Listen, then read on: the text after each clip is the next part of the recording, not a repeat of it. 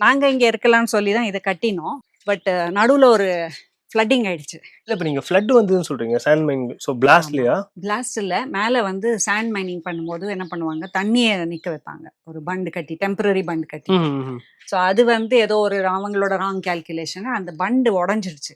மழை வந்தது ஜோரா, ப்ளஸ் அது ஃபுல்லாக இருந்தது, ப்ளஸ் சாண்ட் வெயிட்டுக்கு அந்த பண்டு ஃபுல்லாக ஓப்பன் ஆயிட்டு பயங்கர ஃப்ளட்டிங் ஆயிடுச்சு எங்களுக்கு. ஸோ அந்த ஃப்ளட்டிங்கில் இந்த வீடு ஃபுல்லாக தண்ணி வந்து எங்கள் கிச்சனு இதோ இந்த கண்ணாடி எல்லாம் கூட உடஞ்சிருச்சு. அந்த மிரர் உடஞ்சது எவ்வளவு வருஷத்துக்கு முன்னாடி? டோரெல்லாம் உடஞ்சி ஓப்பன் ஆயிடுச்சு. இது ஒரு 6 years ஆச்சு. பிஃபோர் லாக்டவுன், அப்போ கோவிட்க்கு முன்னாடி. Before Covid.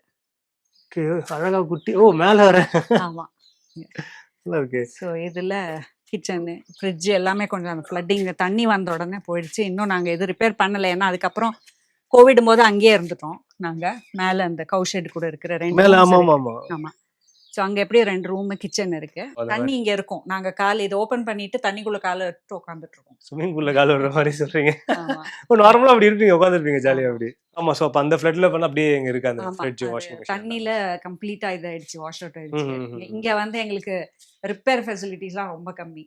ஸோ அதனால நாங்களும் இன்னும் பண்ண முடியல, டைம் இல்லை. ரொம்ப அழகா இருக்கு.